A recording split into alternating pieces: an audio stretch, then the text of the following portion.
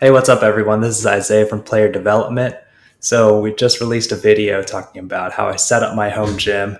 I showed you a lot of the equipment that I have, but then I started thinking, man, what if someone's on a budget and needs to decide, do I need to buy this or do I need to buy this? What should I shop for my home gym? So, I thought I'd start a series talking about the different pieces of equipment that I have in my gym, and we'll go through how all these pieces of strength equipment fit in the home gym and rate them on a couple of different scales to see which one would fit if you're on a tight budget, what you need for your home gym to reach your personal fitness goals. So, the categories that we'll rate these different pieces of equipment on are price, versatility, strength, and power. Let me walk through some of those. Price is just how much it costs to get this equipment. And for some, it'll be price for that one piece of equipment, but some will be more prohibitively expensive if you need to buy multiple pieces of that equipment. Think different weights of dumbbells or different weights of kettlebells, or if you need to buy a pair of dumbbells. So that would be a little more expensive than, say, just one set of resistance bands that has everything in it. When we talk about versatility, we'll talk about whether it's beginner friendly, if it scales up to being used by advanced lifters, what kinds of systems you can work using that piece of equipment, whether it's just primarily for one specific purpose or if it can be generalizable for a bunch of different kinds of workouts. Can you do strength? Can you do power? Can you do cardio? Can you work your core with that piece of equipment? All of those go into that rating of versatility. Strength, I feel like, is the most self-explanatory one. How much pure strength training can you get from this piece of equipment moving heavy loads? And power is kind of my catch-all term for just more athletically focused training, being able to move heavy weight in a shorter amount of time. So think explosive power. I want to make sure that at the top, everyone knows I'm not a personal trainer, I'm not a doctor, or I'm not a physical therapist or anything like that. This is from my experience using these types of equipment. So I'm sure a personal trainer could take any of these pieces of equipment that I'm about to rate and do some amazing stuff with them, come up with workouts that I wouldn't have imagined.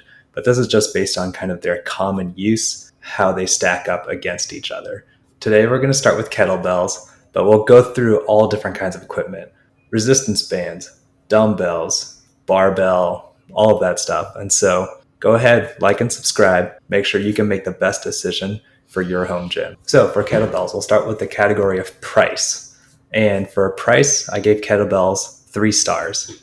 And the reason I did 3 stars was because they might be on the pricier end in terms of price per pound. So if you're buying new, you might be looking at $1.50 or $2 per pound for kettlebells. And that depends on where you buy it from. A lot of times you can get them used. Expect to pay between $1.50 to $2 per pound for the kettlebell. And I put that right in the middle because for kettlebells, you don't have to buy a whole set of them or a whole range of weights. You don't need like 5, 10, 15, 20, 25, all the way up to like 60 in order to get good workouts. I myself only have a 20 pound and a 40 pound. And that's been versatile enough to cover full workouts that I need to do with them. Doing strength, doing explosive workouts, working core, cardio. While the individual weight might feel a little pricier, you don't have to buy a ton of them to outfit your home gym. All right, moving on to versatility. I gave kettlebells 5 stars for versatility. These things can pretty much do anything you need them to. They're great for beginners, and you can do basic lifts like an overhead press or a chest press. You can do rows, squats, goblet squats. You can deadlift with them. Kettlebells are a great way to intro into functional body movements, and they provide a great workout for beginners. You can also go advanced with them. You can start doing Olympic lifts and advanced kettlebell flows where you're putting together different movements to work cardio and strength and core all at the same time in a very efficient workout. Also with versatility, you can train cardio by doing tempo workouts, every minute on the minute workouts. You can do high intensity interval training with them. You could work on strength, just going slow and lifting heavy. You can work on your power by doing those Olympic lifts. These can train a whole lot of things. I think one added bonus with kettlebells is that you can really train the core with some kettlebell specific movements like the windmill or the Turkish get up that aren't specifically core exercise, but functional body movements that really require you to stabilize with your core. So that's an added bonus that the kettlebells provide that not every piece of equipment does. So on strength, I gave kettlebells 3 stars. Again, the reason I say that is because kettlebells, to my knowledge, are not primarily designed as a strength training tool. You can obviously do strength-based exercises, but you kind of come up against a cap in terms of just like how much weight you're willing to buy for your home gym and how heavy the kettlebell gets.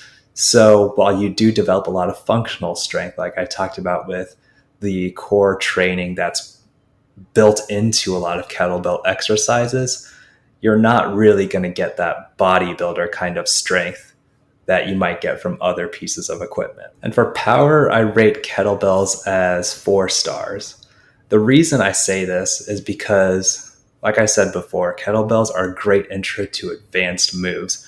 So you talk about the snatch or the clean, those kinds of Olympic moves are really accessible through the kettlebell, and it's a much less dangerous way to intro to those moves rather than starting on a barbell and having a lot of weight overhead or trying to bring weight from the floor all the way up to your chest or above your head. And another reason this gets 4 stars for me is that you can really choose your focus with the kettlebell. You can really focus on moving that weight explosively and quickly so that you develop that power. And again, I think of that power as kind of functional athletic training rather than just pure strength. And so this is really great for athletes who don't want to overburden or overtax their systems, but they can still practice moving decently heavy weight in a short amount of time over a distance. So bottom line, I'd say that the kettlebell is a pretty affordable, very versatile tool that can really meet any general athletic or training needs that you're looking for in your home gym. This would be a great tool if your home gym budget is like $50 to $100. Invest in a couple of different weight ranges. Like I said, I have a 20 and a 40. You might go like 30, 50 or 10 and 30, something like that.